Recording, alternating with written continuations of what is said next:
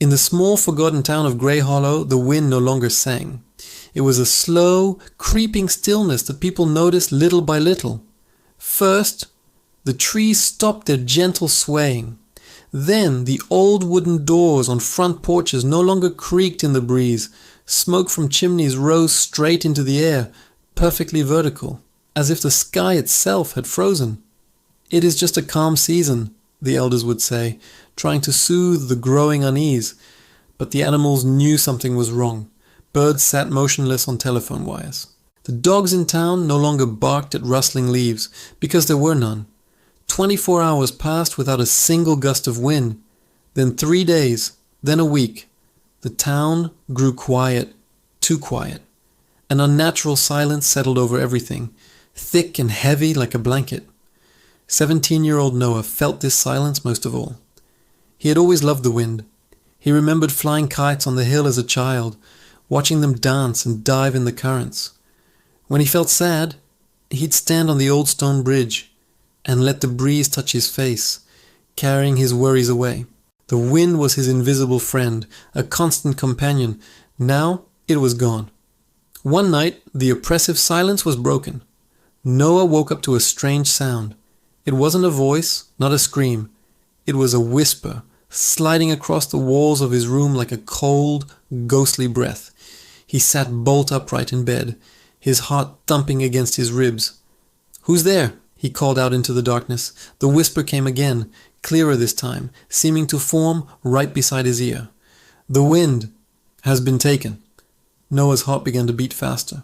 He threw off his covers and scrambled to the window, peering out into the moonlit street. The trees outside were perfectly still, their branches stiff and unmoving, like painted pictures in a book.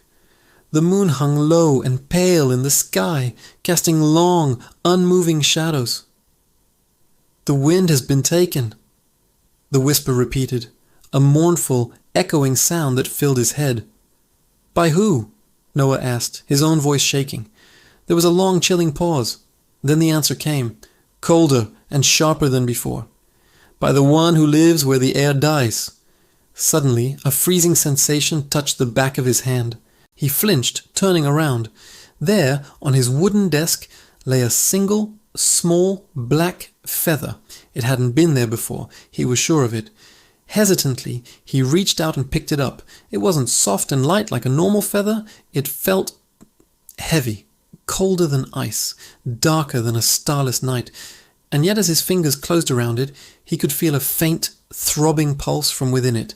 Something was alive inside. That was when he knew. This was not a dream.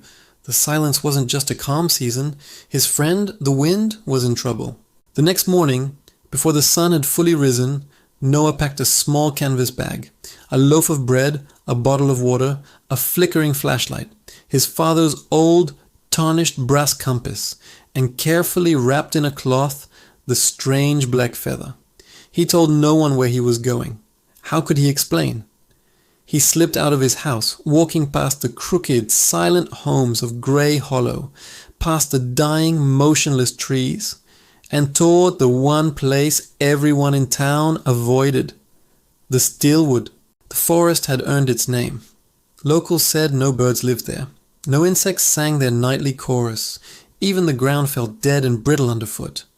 As Noah stepped between the first line of trees, the air changed. It felt wrong, thick, heavy, as if it actively resisted being drawn into his lungs. Every step he took made a slow, soft crackle on the dry leaves, the only sound in the suffocating stillness. "Hello?" he called out, his voice sounding small and foreign. Only silence answered. The deeper he walked, the darker it became, even though it was still morning. The trees leaned inward, the twisted, skeletal branches like long fingers reaching to grab him. It was a place devoid of life, a place where nature itself had given up. Then, through a gap in the gnarled trunks, he saw it. A stone tower, black, broken, covered in dead, clinging vines. It stood in the center of the forest like an old scar carved into the earth. "Where the air dies," Noah whispered to himself, the words of the ghostly whisper echoing in his mind.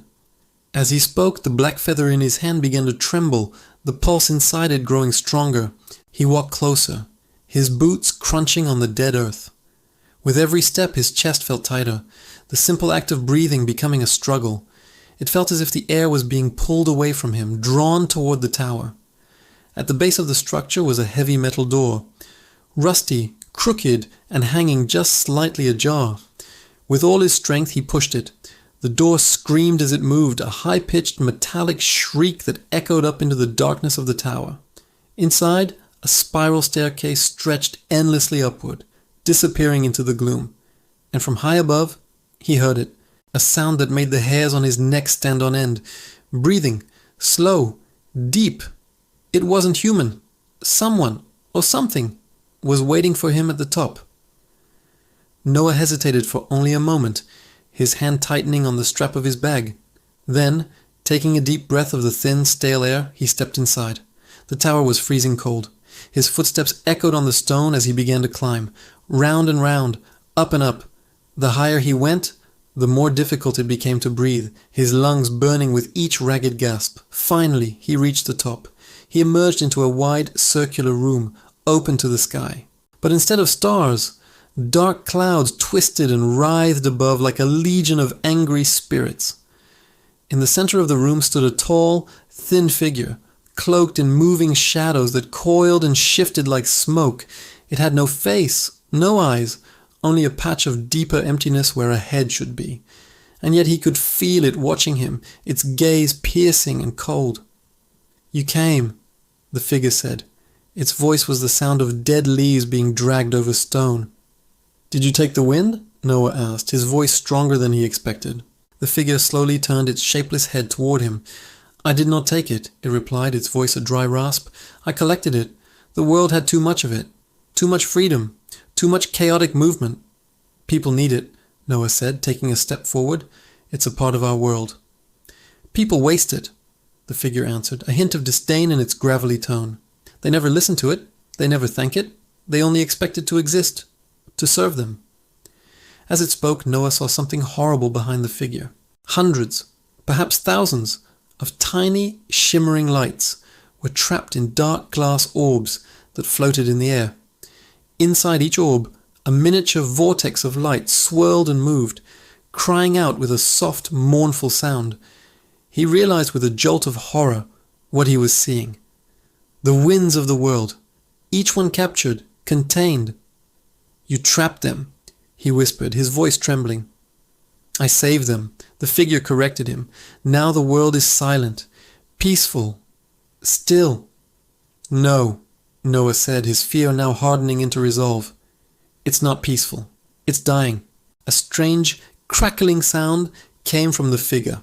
It was a dry, hollow noise, but Noah recognized it. It was laughter. "Then take it back," it hissed, "if you can." Suddenly, the tower began to shake violently. The dark orbs shot into the air, spinning wildly around the room in a dizzying vortex of captured light. An invisible force ripped Noah from his feet, lifting him into the air, pulling him toward the swirling mass. "You want the wind?" the figure roared, its voice now a booming thunder that shook the very stones. "Then carry its pain."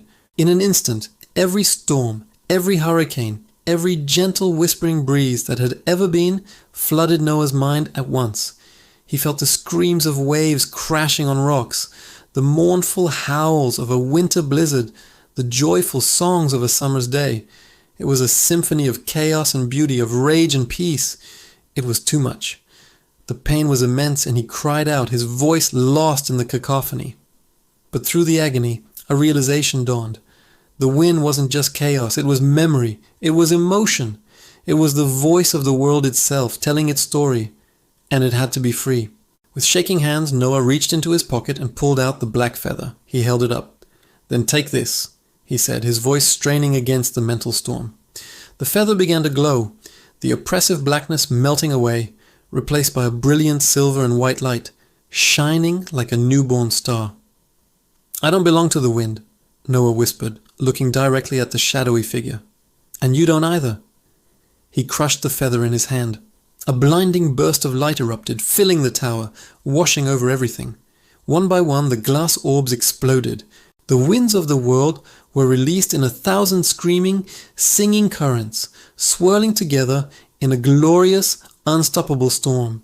The dark figure let out one final, agonized cry as his shadow body was torn apart, its essence dissolving and vanishing into the liberated wind.